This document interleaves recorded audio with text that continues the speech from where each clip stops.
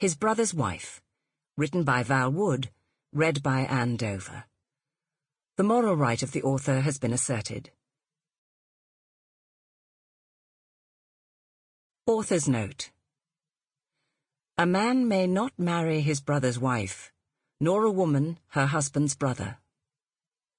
Such unions were forbidden in Scripture and in law by the Church of England's marriage laws of 1560 until 1921, when the 1907 Marriage Act was amended accordingly, providing the first spouse was deceased.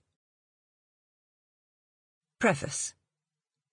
The powerful force of a gale, far out in the German Ocean, abated slightly as the white crests of the high tide rushed towards the yawning mouth of the Humber estuary.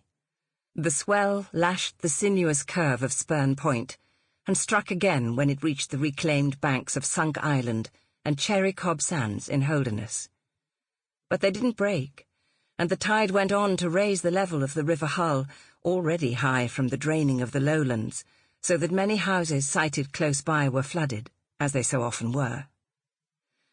Onward it flowed towards the confluence and wide flat plain of the Ouse and the Trent, the trumpet-shaped channel narrowing as it reached Hessel to create a flood tide that covered the wetlands and salt marsh beyond Bruff, Broomfleet, and Ellica Sands, and the outlying hamlets and villages in this low-lying and lonely landscape. Chapter 1. Hull, 1860. Harriet trudged up High Street towards the George and Dragon. How she hated this job. The customers with their stinking breath and coarse hands on her backside, who she had to push away with a smile and quizzical eyebrow so as not to upset them, so that they didn't get nasty or complain about her to the landlord. The landlord wasn't so bad. He saw what was going on and didn't blame her for it. But his wife was a harridan. Still, it was a job, and they were hard to come by. She sighed. I suppose I must count my blessings and be thankful that I managed to find extra work at hostelry, she thought. But even so, I don't see how I can manage to pay rent. Not if we want to eat. If I'd been nicer to mill foreman, he might have kept me on full time. But his wandering hands are worse than hostelry customers. And him, with a wife and 4 bairns. So he punished me, and's put me on half-time until I change my mind, which I won't. Instead, she had taken the job at the George, even though she didn't like being out late in the evening when her mother was so ill.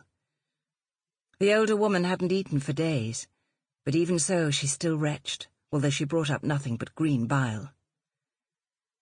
I'm going to ask if I can leave early tonight. I wish... What do I wish? She turned into the yard. This was an ancient inn, one of the oldest in Hull, and in the oldest street in the town, set close by the River Hull, where the November fog drifted in from the sea and floated amongst the houses and alleyways.